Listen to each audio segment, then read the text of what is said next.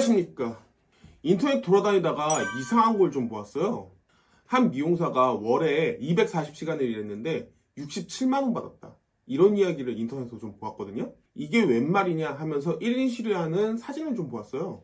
근데 67만 원이면 밥을 먹고 살 수 있기는 한가요? 사실 교통비 쓰고 밥 사 먹고 하면 없어질 돈으로 보이거든요. 이건 좀 심한 거 아닌가 이렇게 생각을 하다가요, 이걸 사장님 입장에서 인터뷰를 한 유튜브가 있더라고요. 크랩이라는 유튜브였는데요, 직접 힘들게 촬영하시고 찾아가서 인터뷰까지 한 건데 제가 뭐 영상을 따오기는 좀 그래가지고요, 궁금하신 분들은 그 크랩이라는 유튜브에 가서 보시면 될 것 같아요. 간단하게 이야기를 하면 사장님도 억울하다는 입장이에요. 지난해 9월에 오픈을 한 업장이고요. 우리도 이게 생계이고 자식들 키우고 이러는데 엄청나게 스트레스 받는다, 이런 말씀을 하시더라고요. 1인 시 하셨던 사람의 신분은 프리랜서라고 강조를 하고 계세요. 프리랜서는 출퇴근이 자유롭고 그리고 원장이 지시하지 않고 자유롭게 일할 수 있다, 이렇게 이야기를 하시는데요. 본인 매출에서 일정 퍼센트를 가져가는 거고 초창기에는 250만 원이라는 정착금을 주었기 때문에 강제성은 전혀 없었다, 이렇게 말씀을 하고 계세요. 왜냐면 디자이너 입장에서도 매출이 높았을 때 근로자 하면 가져갈 수 있는 돈이 못 가져가기 때문에 보통은 프리랜서를 한다, 이렇게 말씀을 하시거든요.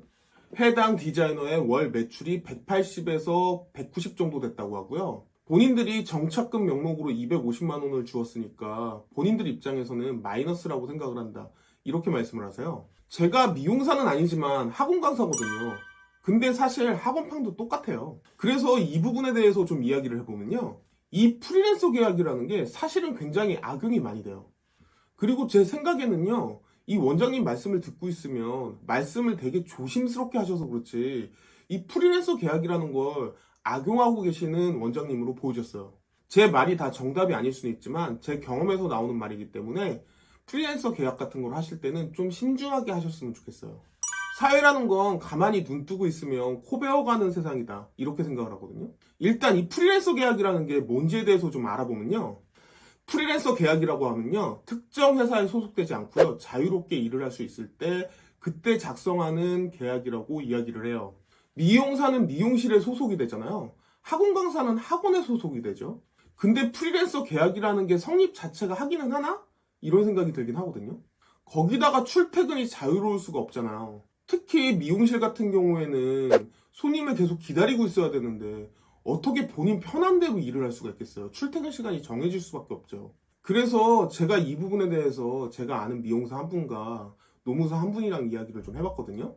사실 좀 놀라웠던 게 미용사분들이 하는 이야기였어요. 지금과 같이 매출이 안 나와서 조금 가져가는 걸 굉장히 당연스럽게 이야기를 하고 미용실 측에 별 문제가 없다, 이렇게 이야기를 하더라고요. 근데 이 부분에서도 조금 재미있었던 게 저 원장님 미용실에서 다 저렇게 계약한다고 말씀하셨거든요. 근데 제가 아는 미용사분과 이야기를 했을 때는 업장마다, 그러니까 미용실마다 계약하는 게 다 다르다고 해요. 기본급 플러스 알파로 주는 데도 있고 지금처럼 매출 대비해서 주는 데도 있고 업장마다 다 다르다고 합니다. 그리고 노무사분과 대화를 했었는데 노무사분은요, 원장님의 잘못을 지적했어요. 프리랜서 계약이라는 게 상하관계가 아니라 평등한 관계에서 이루어지는 계약이라고 말씀하셨고요. 법적으로 뭐를 시켜도 된다 안 된다 이런 게 명시되어 있지는 않지만 학원이나 미용실에서 프리랜서 계약을 해주는 건 4대 보험이나 퇴직금 같은 걸 주고 싶지 않아서 그렇게 계약을 하는 거라고 말씀을 해주셨거든요. 한마디로 비용을 줄이고 싶으니까 네가 돈을 많이 가져갈 수 있다, 이렇게 이야기를 하면서 프리랜서 계약을 하는 거다, 이렇게 말씀을 하셨어요. 물론 미용실 주인이 어떤 생각을 했는지는 정말 본인 아니면 모르는 거기는 해요. 3개월에 250만 원 주고 그리고 3개월 지나서는 매출 대비로 밀어주겠다, 이런 계약은 굉장히 미용실에 유리한 계약이라고 생각을 해요. 기본적으로 미용실에 손님이 없는 미용실이면 사실 매출이 안 나오는 게 미용사 잘못이라고 생각하기엔 조금 힘들 수 있다고 생각을 해요. 손님이 좀 와야 단골을 만질 텐데 손님 자체가 안 오면 사실 단골 만들기가 좀 힘들죠. 그리고 제가 학원에서 일하면서 봤는데 학원 같은 경우에 학원이 성장을 하잖아요. 원생 수가 늘어나고 매출이 늘어나면요, 당연히 선생을 더 뽑아요. 그리고 원생 수가 늘어나지 않아도 선생을 더 뽑는 원장들도 있어요. 본인 입장에서는 매출 대비로 월급을 주는 거기 때문에 강의실 남아있느니 그냥 채우는 거죠. 어차피 임대료 나가는 건 똑같고 매출 대비로 월급을 주는 거기 때문에 원장 입장에서는 손해볼 게 없어요. 그리고 어머니 입장에서도 학생들이 적은 걸 좋아하거든요. 그러다가 보니까 일단 그냥 채워요. 근데 이렇게 됐을 때 사실 버티는 선생은 없거든요. 계속 나가요. 돈이 안 되니까 그만두고요. 다시 새로운 사람 들어오고 이 사람도 얼마 못 버티고 다시 나가고 이렇게 되면서 악순환이 되는 거죠. 원장이 능력껏 벌어가세요 라고 이야기하면서요. 반을 계속 쪼개요. 어머니들이 인원이 적은 걸 좋아하거든요. 진짜 질 나쁜 원장 같은 경우에 이런 짓 하는 원장도 제가 보기는 했어요. 사실 나쁜 짓 하는 원장들을 제가 좀 많이 봤거든요. 말이 매출 대비지 원장 입장에서는 한 사람한테 일을 몰아줄 이유가 전혀 없어요. 계속 선생을 뽑으면서 경쟁시키죠. 그래서 프리랜서 계약이 매출 대비로 하니 더 많은 돈을 가져갈 수 있다. 이렇게 원장들은 이야기하지만요. 실제로는요. 일반 월급 받는 것보다 프리랜서 계약으로 하는 게 돈을 못 벌어갈 때가 더 많아요. 그리고 이 매출이라는 거 원장이 어느 정도 만들 수가 있거든요. 사실 학원도 그런 게요. 어떤 신입 학생이 왔을 때 선생님을 찍고 들어오는 것보다는 좋은 선생님 좀 소개해 주세요. 이런 경우가 더 많아요. 그래서 신입생을 배정하는 건 상담하는 사람이 어떻게 하느냐에 따라서 달라지기는 해요. 미용실도 똑같죠.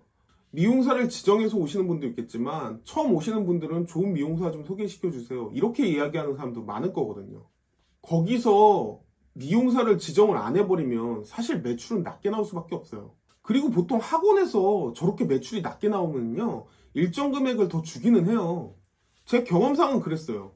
한 달을 일했는데 67만 원을 받아간다고 하면 사실 더 이상 일할 사람은 없어요.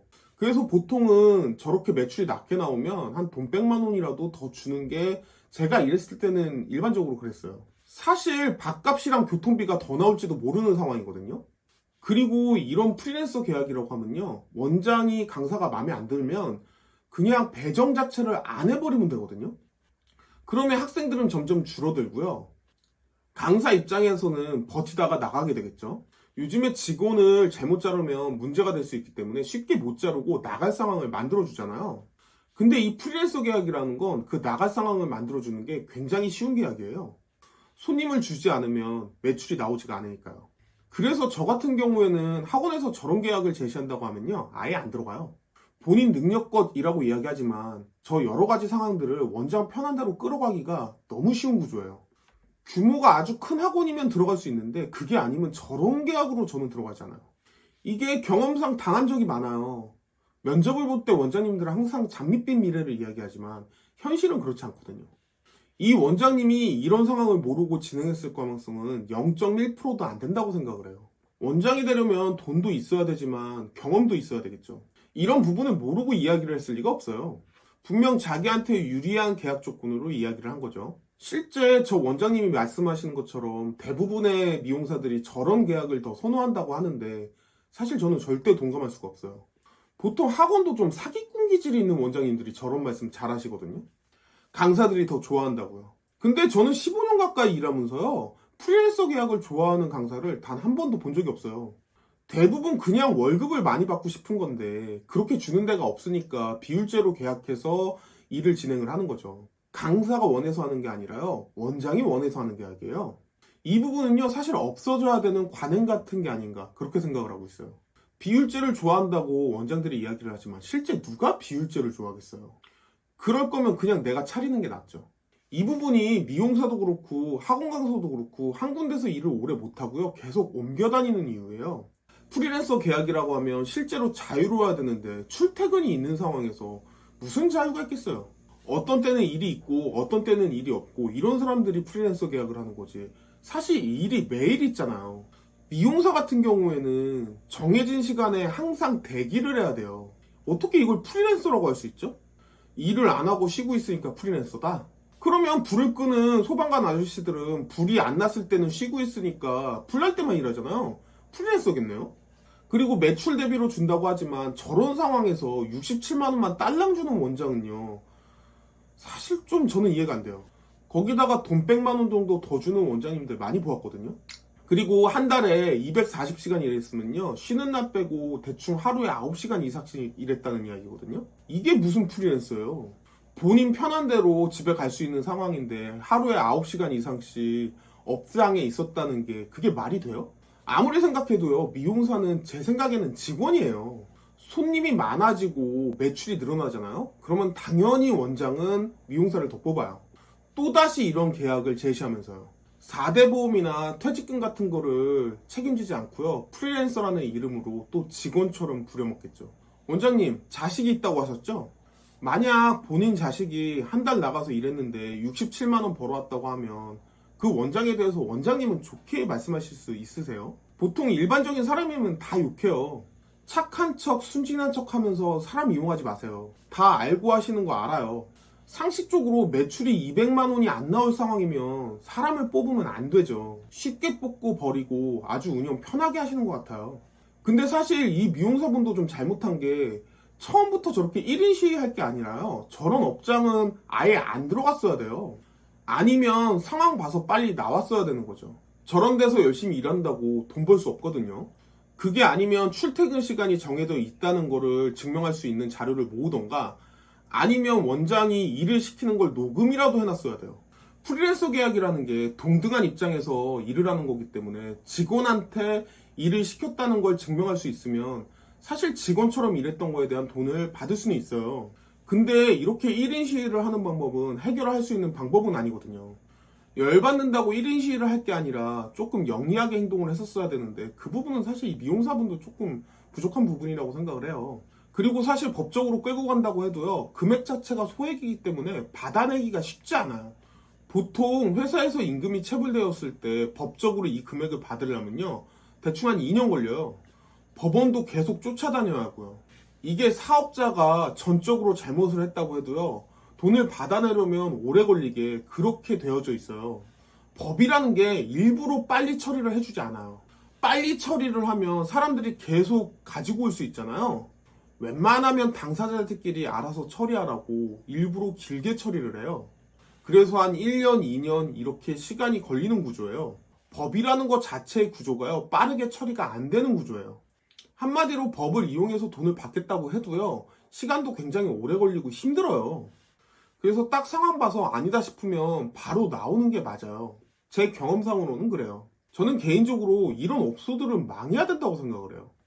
저렇게 인터뷰도 아무것도 모르는 척, 순진한 척 하는 것 자체가 굉장히 질이 안 좋으신 분이라고 생각을 하거든요. 다 알면서 모르는 척을 하시는 거예요. 전 일하면서 저런 분들 굉장히 많이 봤거든요. 대부분 사람을 쓰는 입장에서는요, 최대한 적은 돈에 최대한 많은 일을 시키려고 해요. 그래서 저런 거에 당하지 않으려면 본인 자체도 사실 많이 알고 있어야 돼요. 여러분들도 많이 아시고 이런 일은 당하지 않으셨으면 좋겠어요.